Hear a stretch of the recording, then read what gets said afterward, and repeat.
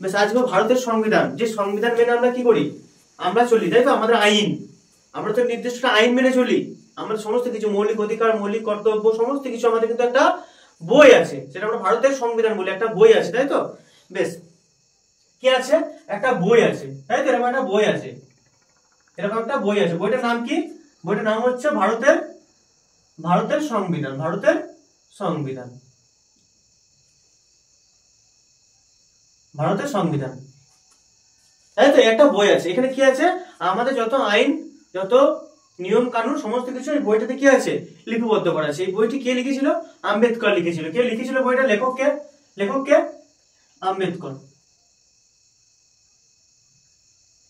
B.R.. Ambedkar. কে লিখেছিল বইটা? B.R.. Ambedkar.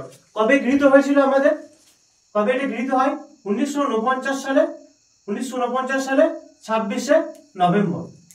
26শে November এটা কি হয় বলতে? এটা গৃহীত হয়, তাই তো? এটা গৃহীত হয়। আর এটা কোথায় হয়? পার্লামেন্টে গৃহীত হয়। আর 1950 সালে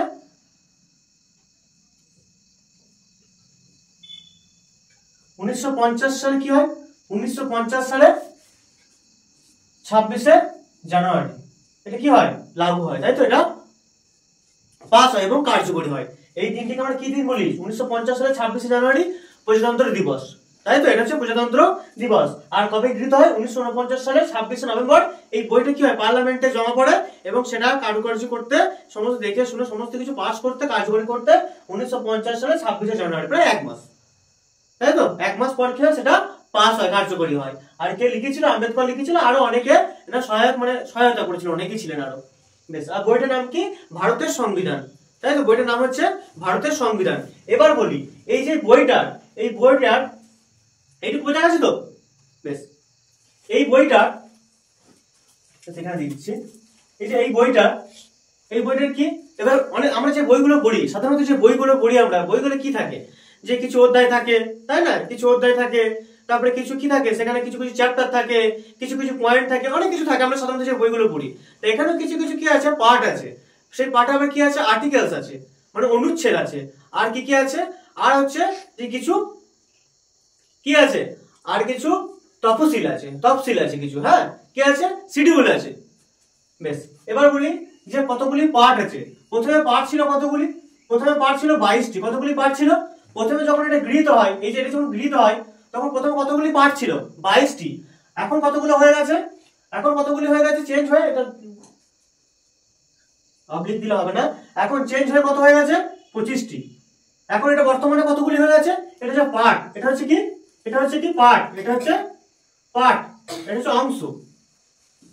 এটা হচ্ছে অংশ, পার্ট। এরপর বলি কতগুলি হচ্ছে? 22টি। যখন গৃহীত হয় তখন কতগুলি ছিল? 22টি। আর এখন হয়ে গেছে কতগুলি? 25টি। বেশ, অনুচ্ছেদ কতগুলি? অনুচ্ছেদ, আর্টিকেল, অনুচ্ছেদ হচ্ছে আগে ছিল 395টি, এখন হয়ে গেছে কত? 448। 395 এখন হয়ে গেছে। অনেক বই আছে 448, সাধারণত এটাই মেন। আর অনেক বই আছে 470।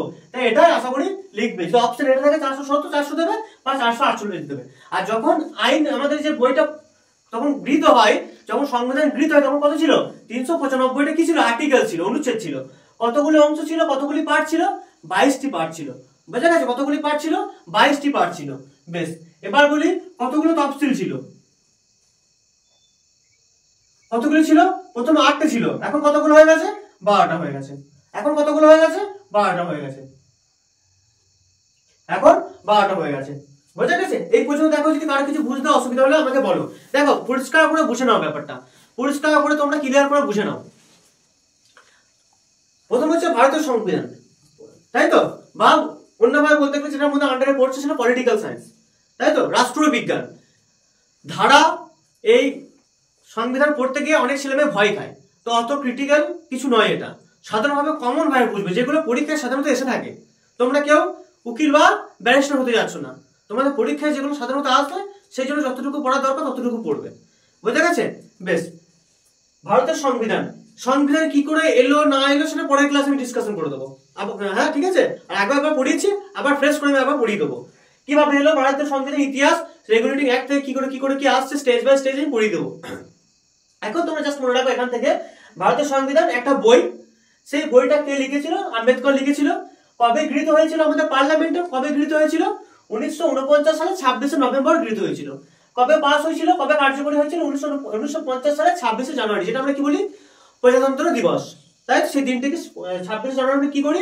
প্রজাতন্ত্র দিবস। বেশ, কতগুলি অংশ ছিল, কতগুলি পার্ট ছিল? 22টি। এখন কতগুলি পার্ট আছে? এখন কতগুলো হয়ে গেছে? 25টি পার্ট হয়ে গেছে। বিভিন্ন সংশোধন হচ্ছে, তাই না? একটা কথা বলি, দেখ ভালো করে বোঝার চেষ্টা কর। একটা পার্ট বলি, কোনো কাজ দেখবি একবার সঠিক হয় না, নিশ্চয়ই কোনো কিছু জিনিস ভুল থাকে। তাহলে সংবিধান নিশ্চয় সঠিক ছিল না, কিছু কিছু জিনিস ভুল ছিল। তাই সেই মানে সেইগুলো কি হয়েছিল? সংশোধন করে সেগুলোকে আস্তে আস্তে ঠিক করা হয়েছে।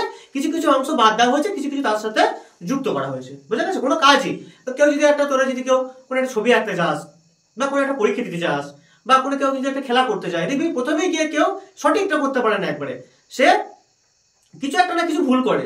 সেই ভুলটাকে সে নেক্সট বার যখন আবার করে, সে নেক্সট বার যখন খেলতে যায়, বা নেক্সট বার যখন ছবি আঁকতে যায়, বা নেক্সট বার যখন গান গাইতে বা ডান্স করতে যায়, তাহলে সে কি হয়? সে আগে যে ভুলটা করেছে সেই ভুলটাকে সে কি করে? সে শুধরে নেয় বা সেটাকে ঠিক করে। তো সংবিধান ভালো করেই লাগা হয়েছিল, তো কিছু কিছু ভুল সেখানে ছিল, ঠিক আছে, বা কিছু কিছু জিনিস মিস্টেক হয়ে গেছিল, সেগুলোকে আবার সংশোধনের মাধ্যমে যুক্ত করা হয়েছে। বোঝা গেছে? সেগুলো সংশোধনের মাধ্যমে, বিভিন্ন সংশোধনের মাধ্যমে সেগুলোকে যুক্ত করা হয়েছে। মোট সংশোধনের মনে হয় এখন 105টা সংশোধনের, মোটামুটি কত হলো? 105টা সংশোধনী প্লট, 105টা সংশোধনী। মনে থাকবে? এই পর্যন্ত পরিষ্কার? তাহলে ভারতের সংবিধান বই আম্বেদকর লিখেছিল, বি আর আম্বেদকর। 1949 সালের 26শে নভেম্বর কি হয়েছিল? গৃহীত হয়েছিল। 1950 সালের 26শে জানুয়ারি কার্যকরী হয়েছিল, আমাদের সংবিধান কার্যকরী হয়েছিল। কতগুলি পার্ট ছিল যখন গৃহীত হয়েছিল? 25টি পার্ট ছিল, 22টি পার্ট ছিল, 25টি হয়ে গেছে এখন।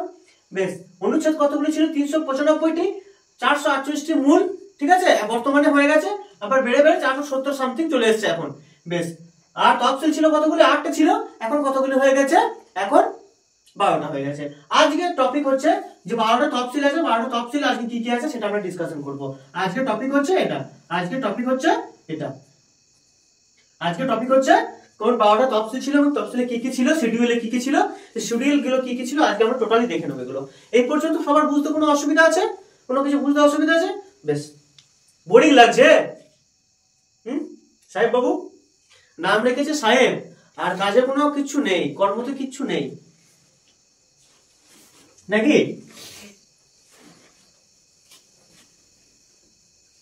তাই তো রে। কালকে ডব্লিউবিপি এক্সাম ছিল, কোশ্চেন তো মোটামুটি হিস্ট্রি থেকে ভালোই কোশ্চেন দিয়েছিল কালকে। বেশ, কি বললাম? অনুচ্ছেদ পড়াবো, তাই তো? অনুচ্ছেদ কেন বললাম? তফসিল পড়াবো। বেশ,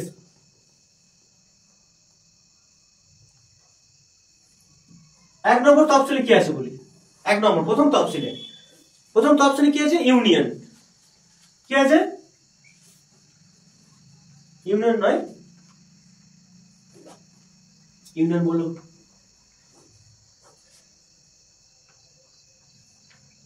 ভারতের রাজ্য এবং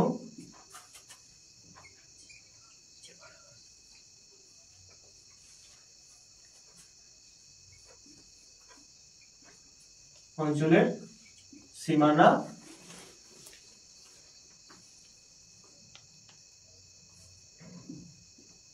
বেশ, প্রথমে কি আছে? 12টা বলেছিলাম। কতগুলো বলেছিলাম? 12টা বলেছিলাম, তাই না? প্রথমে যে ভারতের যে রাজ্যগুলি ছিল, সেই রাজ্যগুলি কোনগুলি রাজ্য হিসাবে, নিজ রাজ্য হিসাবে থাকবে, কোনগুলি কেন্দ্রশাসিত অঞ্চল হিসেবে থাকবে। কিছু কিছু যেমন আমাদের ওয়েস্ট বেঙ্গল, এগুলো কি হচ্ছে? রাজ্য, তাই তো? আর কিছু কিছু কেন্দ্রশাসিত অঞ্চল আছে। সেই কোনগুলো কেন্দ্রশাসিত অঞ্চল থাকবে, কোন রাজ্য, তাদের সীমানায় কি থাকবে, তাদের কতটা ক্ষমতা থাকবে, সেগুলো সব কি ডিসকাশন করা আছে এখানে 1 নম্বর তফসিলে বলা আছে। 1 নম্বর তফসিলে কি বলা আছে? ভারতের রাজ্য, সীমানা ও কেন্দ্রশাসিত অঞ্চলের সমস্ত ডিটেইলস এখানে দেওয়া আছে 1 নম্বর তফসিলে। মনে থাকবে এখানে 1 নম্বর তফসিলে দেওয়া আছে। 2 নম্বরে কি আছে? 2 নম্বর হচ্ছে বেতন। কি আছে? বেতন। 2 নম্বরে কি আছে? বেতন। এই বেতনের ব্যাপারটা দেখো, যেমন আমাদের তো বিভিন্ন সরকারি কর্মচারী আছে, সরকারি কর্মচারী, রাজনৈতিক যারা নেতা আছে, তাদের তো একটা বেতন সিস্টেম আছে। বেতন নয়, এমএলএ দের, এমপি দের, সুপ্রিম কোর্টের বিচারপতিদের, ডাক্তার, সমস্ত কিছু বেতন সিস্টেম আছে সবার। বেতন সিস্টেম নেই, কে কত, আজকে তো আমি বলতে পারি না আমি এই চাকরি করি বলে আমাকে 20 লাখ টাকা মাইনে দিতে হবে। তো একটা পদ অনুযায়ী কি করা আছে, একটা বেতন সিস্টেম করা আছে, তাই না? একজনের পদ এরকম তার মাইনে এরকম, একজনের পদ কম তার মাইনে কম, একজনের পদ উচ্চ স্তরে তার মাইনে উচ্চ স্তরে, তাই না? এরকম ভাবে করা আছে। তো এই বেতন সিস্টেম, সমস্ত যে বেতন সিস্টেমটা সেটা 2 নম্বর তফসিলে করা আছে। সমস্ত যাদের সরকারি কর্মচারী তাদের যে বেতন সিস্টেম বা যারা এমএলএ এমপি যারা তোর রাজনৈতিক নেতা তাদের যে মাইনেগুলো, স্যালারিগুলো, বেতন সিস্টেম সমস্ত কি করা আছে, এই 2 নম্বর তফসিলে করা আছে। মনে থাকবে? বেশ। 3 নম্বরে কি আছে? 3 নম্বরে কি আছে? 3 নম্বরে আছে শপথ। 3 নম্বরে কি আছে? শপথ। আমরা দেখেছি প্রধানমন্ত্রী যখন নতুন ভাবে মানে এগাতে বসে, দায়িত্বে বসে, দায়িত্বভার নেন, তখন দেখবেন শপথ বাক্য পাঠ করে, তাই না? বা কোনো ডাক্তার বা কোনো বড় পুলিশ অফিসার বা অনেকেই সব কাজে তারা শপথ বাক্য করে, তাই তো? এবার বলি তারা শপথ বাক্য, যার যেরকম সিট মানে যে যেখানে দায়িত্ব থাকবে তার সেরকম শপথ বাক্য। একটা ডাক্তার তো সে বলতে পারে না যে আমি তোমাদের রক্ষার দায়িত্ব নেবো। হ্যাঁ, রক্ষা, সে ফিজিক্যালি যে ডিফেন্সে থাকবে সে কি করবে, সে তার রক্ষার দায়িত্ব নেবে, সমস্ত কি করবে, তাদের রক্ষার দায়িত্ব সে ডিফেন্স বাহিনী নেবে, তাই না? এবার যারা ডাক্তার সে কি করবে, জীবন রক্ষার জন্য তার দায়িত্ব নেবে, তাই না? সে একজন এমএলএ সে কি করবে, সে তার স্বদেশ পরিচালনার জন্য, তার রাজ্য, তার অঞ্চল পরিচালনার জন্য কি করবে, সে তার দায়িত্ব নেবে, ঠিক তো? তাই তো? তার শপথ বাক্য যার জন্য সেটা পাঠ করতে হবে সেটা এখানে বলা আছে, যে কার জন্য কি শপথ পাঠ করতে হবে সেটা এখানে ডিটেলসে বলা আছে। বোঝা গেছে? পরিষ্কার? বেশ, কিছু বুঝতে অসুবিধা? বেশ। এরপরে হচ্ছে 4 নম্বর। 4 নম্বরে কি আছে? 4 নম্বরে হচ্ছে আসন, আসন সংখ্যা। আসন, এটা কেন্দ্র আর রাজ্য।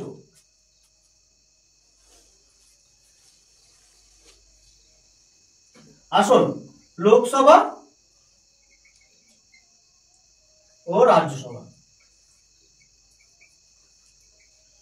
আমরা দেখেছিস যে অনেকগুলো আসনের ভাগ থাকে, লোকসভায় কতগুলো আসন থাকবে, রাজ্যসভায় কতগুলো আসন থাকবে, West Bengal, UP, other state থেকে কতগুলো কি লোকসভা আসন থাকবে, কতগুলি তোর রাজ্যসভা থেকে আসন থাকবে, তাই না? টোটালটা বলা থাকে। তো এই কতগুলো আসন থাকবে না থাকবে সমস্ত কিছু কি করা আছে, এখানে ডিসকাশন করা আছে আসন সংখ্যাতে, লোকসভার আসন আর রাজ্যসভার আসন। মনে থাকবে? বেশ। এরপর কি আছে? এরপর হচ্ছে 5 নম্বর গুলি। এরপর আছে যে আসনটা বলেছিলাম যে আসনটা থাকবে সেখানে এসসি এবং এসটি, এদের কিছু কিছু জায়গায় দেখবে আদিবাসী সংখ্যা বা লোয়ার যারা এসসি তাদের সংখ্যা খুব বেশি, তাহলে সেখানে কি করতে হবে, অনেক সময় কি হয় এক এক জায়গায় দেখবি জেনারেল ক্যান্ডিডেট থাকে, কে এক এক জায়গায় এসসি ক্যান্ডিডেট থাকে, এক এক জায়গায় এসটি থাকে, তাই না? একটা দেখা যাচ্ছে একটা পুরোটাই সেখানে আদিবাসী এলাকা, সেখানে যদি একটা শহরের লোক দিয়ে দিস তাহলে তাকে মান্য তো করবে না, বা তাদের সমস্যার সমাধান করতে পারবে না, তাদের সমস্যাটা বুঝতেই তো পারবে না, তাই না? তাহলে যেখানকার দেখা যাচ্ছে একটা আদিবাসী এরিয়া, সেখানে আদিবাসী এরিয়া কি সেখানে নেতা বানাতে হবে, তাই না? তাহলে সে কি করতে হবে, যেখানে দেখা যাবে আমাদের মধ্যে যারা যেখানে যেরকম লোক থাকবে সেখানে সেরকম কি করতে হবে, সেই লোক নেতা হতে হবে, তবে সেই জিনিসটা ঠিক জায়গায় দাঁড়াবে। একটা আদিবাসী অঞ্চল, সেখানে একটা শহর থেকে লোক চলে গেল, সে জানি না তাদের সমস্যা কি, তাই না? তারা কি বলছে তাদের কথাই বুঝতে পারবে না, সমস্যাই তুলে ধরতে পারবে না, তাই তো? তাহলে সেখানকার মতো লোক দিতে হবে, এটা স্বাভাবিক। তাহলে এবার সংবিধান ভাবে কি হয়, কিছু কিছু এরিয়ায় কিছু কিছু লোক এসটি এসসিদের জন্য সংরক্ষণ রাখতে হবে, কিছু কিছু এলাকায় সেই আসন সংরক্ষণ রাখতে হবে, সেটা কি বলা হয়েছে, এই 5 নম্বর তফসিল কি করতে হবে, এসটি এসসি তফসিল রাখতে হবে। বোঝা গেছে? বেশ। তাহলে এই 5টা বোঝা গেছে, এই 5টা ক্লিয়ার। তাহলে প্রথমে কি হবে, ভারতের রাজ্য কেন্দ্রশাসিত অঞ্চলের সীমানা, ঠিক আছে? কেন্দ্রশাসিত অঞ্চল কোন কোন রাজ্য, এই সমস্ত কিছু কি করা আছে প্রথম তফসিলে দেওয়া আছে। তাহলে দেখ তফসিলগুলো বুঝে নে, ভারতের যে সমস্ত রাজ্য ও কেন্দ্রশাসিত অঞ্চল তাদের সীমানা, তাদের নামকরণ, তাদের সমস্ত কিছু প্রথম তফসিলে দেওয়া আছে। দ্বিতীয়তে কি আছে, বেতন দেওয়া আছে, কার কত বেতন হবে সেগুলো দেওয়া আছে। তৃতীয়তে কি আছে, শপথ আছে, কে কোন জায়গায় আছে, কে কোন পদে আছে, সেই পদ অনুযায়ী তাকে শপথ বাক্য নিতে হবে, শপথ বাক্য পাঠ করতে হবে। আর চতুর্থ হচ্ছে কি আছে, আসন, লোকসভা রাজ্যসভা কত আসন থাকবে সেগুলোকে পাঠ করতে হবে। সেগুলো ডিসকাশন করা হয়েছে যে কতগুলো আসন থাকবে, লোকসভায় কতগুলো আসন থাকবে, রাজ্যসভায় কতগুলো আসন থাকবে, সেগুলো কি করা আছে বলা আছে এখানে কত নম্বর, চতুর্থ তফসিলে বলা আছে। আর পঞ্চমে কি করে বলা আছে যে আসনে এসসি এসটিদের জন্য সংরক্ষণ রাখতে হবে। বোঝা গেছে? এসটি এসটিদের জন্য কি করতে হবে, সেখানে সেই জায়গা অনুযায়ী সেখানে সিট রাখতে হবে। বোঝা গেছে? বেশ।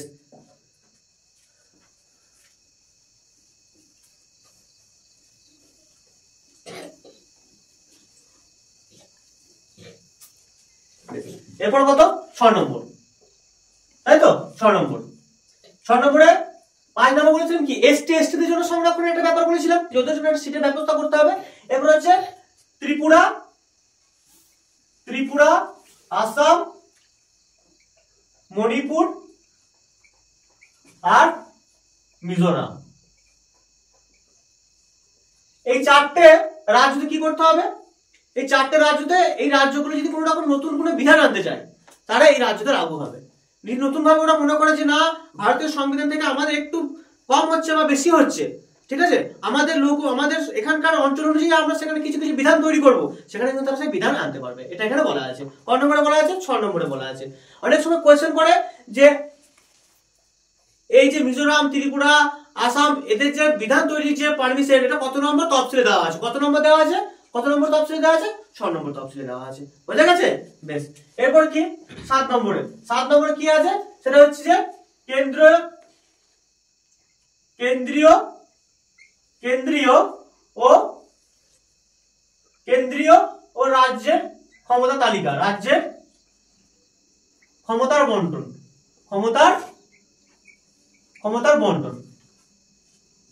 এই যে ক্ষমতার বন্টনটা দেখ, কিছু কিছু ক্ষমতা কি হয়, কিছু কিছু ক্ষমতা কেন্দ্র সরকারের আন্ডারে আছে, কিছু কিছু ক্ষমতা রাজ্য সরকারের আন্ডারে আছে, তাই তো? কিছু কিছু ক্ষমতা দুজন একসাথেই করে, কিছু কিছু দায়িত্ব কেন্দ্র সরকারের কাছে আছে, কিছু কিছু দায়িত্ব রাজ্য সরকারের কাছে আছে। আমরা যদি সবটা এরকম ভাবে দেখি, একটা সব দেখ, তিনটে সব। এটা হচ্ছে কি? এটা হচ্ছে কেন্দ্রীয়, এটা হচ্ছে কেন্দ্রীয়, এটা কেন্দ্রীয় সরকারের আন্ডারে, এটা রাজ্য সরকারের আন্ডারে। যেমন ওয়েস্ট বেঙ্গল ভাব, এটা হচ্ছে গভর্নমেন্ট, ভারতীয় গভর্নমেন্ট সরকার, ঠিক আছে, এটা ভারতীয় গভর্নমেন্ট মধ্যে পড়ছে, ওটা রাজ্য সরকারের আন্ডারে, এটা কেন্দ্রীয় সরকারের আন্ডারে। কি হবে কেন্দ্রীয় সরকারের আন্ডারে কি কি আছে আমি একটা প্রথমে বলে দিচ্ছি। যেমন কি আছে, যেমন কারেন্সি সিস্টেম আছে, যেমন ব্যাংকিং সিস্টেম, কি আছে? ব্যাংকিং,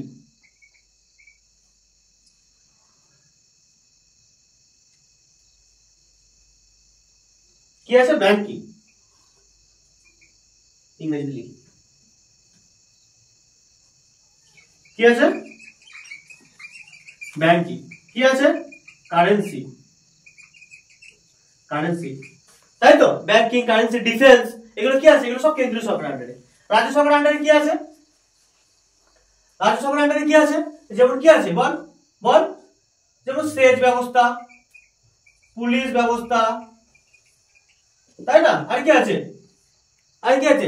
পুলিশ ব্যবস্থা আর কৃষি কাজ, এগুলো কি আছে? এগুলো হচ্ছে রাজ্য সরকারের, আর এগুলো হচ্ছে কি? কেন্দ্রীয় সরকারের। কিছু কিছু যুগ্ম ভাবে করে, কিছু কিছু কি হবে? একসাথে করে। একসাথে কি? যেমন একসাথে কি করে? যেমন হচ্ছে কি আছে? একসাথে কি করে? যেমন বন জঙ্গল দেখাশোনা যে দায়িত্বটা পড়ে। তারপর আর কি আছে? শিক্ষাটা পড়ে, শিক্ষাটা দুজনের আন্ডারেই পড়ে, কেন্দ্র সরকারের আর রাজ্য সরকার দুজনে একসাথে মিলে শিক্ষা চালায় না? আর অনেক কিছু আছে, জাস্ট একটা এক্সাম্পল দিয়ে দিলাম আমি যে এইভাবে পড়ে। দেখ 7 নম্বরে কি বলে? কেন্দ্রীয় রাজ্য সরকারের ক্ষমতার বন্টন, মানে ক্ষমতাটা ভাগ করে দেওয়া হচ্ছে।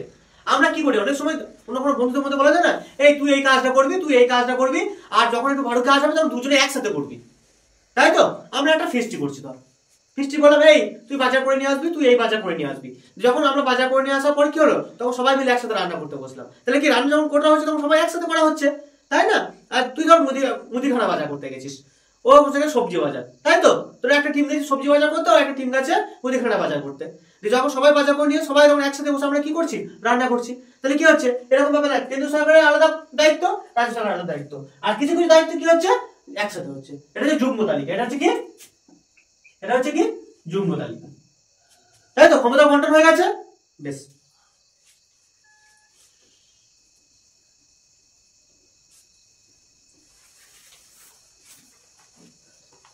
এবার বলি 8 নম্বর। 8 নম্বর হচ্ছে ভাষা। আমাদের জানিস তো আমাদের ভাষা কিন্তু ইংরেজি আমাদের অফিসিয়াল ভাষা নয়, আমাদের 22টা ভাষা অফিসিয়াল। কতগুলি ভাষা আছে? 22টি অফিসিয়াল ভাষা আছে। 22টি, এগুলোই পরের ক্লাসে বলে দেবো যে 22টি ভাষা কি কি। কতগুলি ভাষা আছে? অফিসিয়াল ভাষা কতগুলি? অফিসিয়াল বলতে আমাদের শুধুমাত্র অফিসের কাজে ভাবতে হবে এরকম কিছু না, আমাদের টোটাল 22টা ভাষাকে প্রায়োরিটি দেওয়া হয়েছে। 22টা ভাষা আমরা ব্যবহার করতে পারবো, তাই তো? 22টা ভাষা আমাদের গুরুত্ব দেওয়া হয়েছে। অফিসিয়াল ভাষা আমাদের কিছুই নেই, যে এই ভাষাটাই আমাদের, এই ভাষা ছাড়া আমাদের চলবে না, দেশের প্রধান ভাষা এটাই, এরকম কিছু নেই। বোঝা গেছে তো? 22টি ভাষা আমাদের সংবিধানে স্থান পেয়েছে, 22টি ভাষা। বোঝা গেছে কি কি ভাষা সেখানে এই 8 নম্বর তফসিলে দেওয়া আছে। 9 নম্বরে কি আছে? 9 নম্বরে কি আছে জানা আছে? 9 নম্বরে কি আছে? 9 নম্বরে দেওয়া আছে, 9 নম্বরে দেওয়া আছে জমিদারি প্রথা, জমিদারি প্রথা, জমিদারি প্রথা বন্ধ, জমিদারি প্রথা বন্ধ এবং ভূমি সংস্কার। ভূমি সংস্কার কি আছে? 9 নম্বর তফসিলে কি আছে? জমিদারি প্রথা বন্ধ। জমিদারি প্রথা ছিল না আগে, জমিদাররা ট্যাক্স আদায় করতো, জমিগুলো আগে রেখে যাই বলতো বাকিদেরকে শুনতে হতো, তাই না? তা এইগুলো কি হতো? জমিদারি প্রথা বন্ধ এবং ভূমি সংস্কার 9 নম্বর তফসিলে। বোঝা গেছে? এরপর হচ্ছে 10 নম্বর। 10 নম্বরে কি আছে? 10 নম্বরে কি আছে? 10 নম্বর হচ্ছে দল ত্যাগ, দল ত্যাগ, দল ত্যাগ। তাই তো, দল ত্যাগটা কি বলি? এখন দেখবে অনেকেই কিছু কিছু নেতা নেত্রী বর্তমানে আছে যারা দেখবি তুই ভোট দিলি, 2-3 মাস পরে দেখবি বা কিছুদিন পর দেখবি তারা অন্য দলে চলে যাচ্ছে, যাচ্ছে না? কিছু কিছু ব্যক্তি আছে দেখা যাচ্ছে এখান থেকে কেউ তৃণমূলে ভোট দিয়েছে, কেউ সিপিআইএম এ ভোট দিয়েছে, কেউ বিজেপিতে ভোট দিয়েছে, পরবর্তী সেই নেতারা দেখা যাচ্ছে কি হচ্ছে না অন্য দল গ্রহণ করছে। তুই ভোট দিলি সেই দলটাকে, আর সে এখন কি করছে? সে অন্য দলে চলে গেছে, তাই তো? তা এই যে দল ত্যাগ বিরোধী একটা আইন, সেটা হচ্ছে এই 10 নম্বর তফসিলে দেওয়া আছে। বুঝছো? দল ত্যাগ বিরোধী আইন। বোঝা গেছে? পরিষ্কার? এরপর হচ্ছে 11 নম্বর। 11 নম্বর কি আছে? পঞ্চায়েতের কার্য, পঞ্চায়েত, পঞ্চায়েত কার্যকারিতা, পঞ্চায়েতের কার্যকারিতা। বেশ। আর 12 নম্বরে কি আছে? সেটা হচ্ছে পৌরসভা। কি আছে? পৌরসভা, পৌরসভার কার্যকারিতা। এটা হচ্ছে 34 নম্বর কারে, 34 নম্বর সংশোধনী। এটা হচ্ছে 73 নম্বর সংশোধনীর মাধ্যমে, এটা হচ্ছে 74 নম্বর সংশোধনীর মাধ্যমে।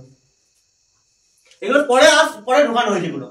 34 নম্বর সংশোধনীর মাধ্যমে, 73, 74 নম্বর সংশোধনীর মাধ্যমে। ভালো করে ডিটেইলসে বলেছি দেখো।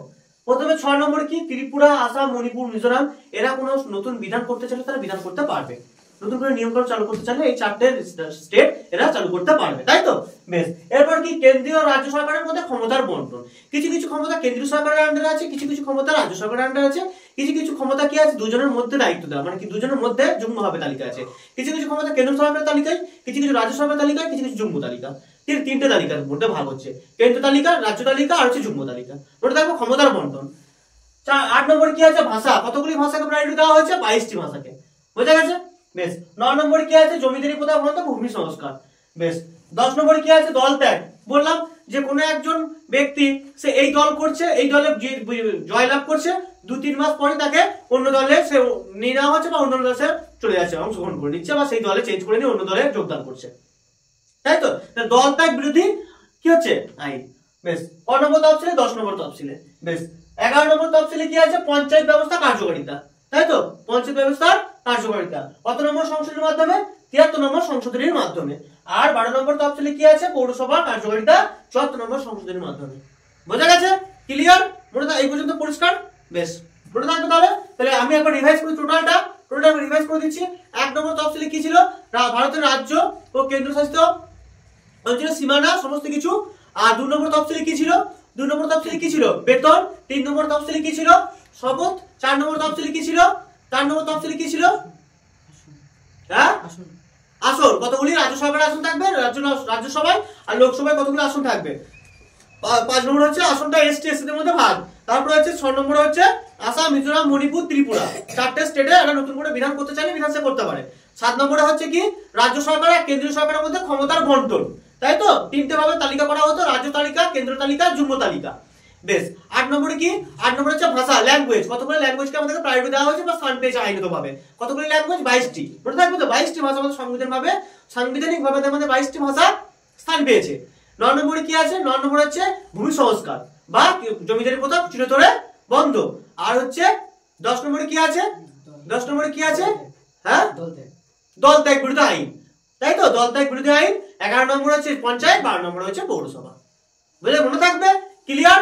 পরের দিনে যে ক্লাসটা করাবো সেই ক্লাসটাতে থাকবে কি? আর্টিকেল যতগুলো আছে, যতগুলো আর্টিকেলস থাকবে সেই আর্টিকেলস গুলো নিয়ে শুরু করবো পরের দিন থেকে। পর আর্টিকেলস। মনে থাকবে? তাহলে এই পর্যন্ত আজকে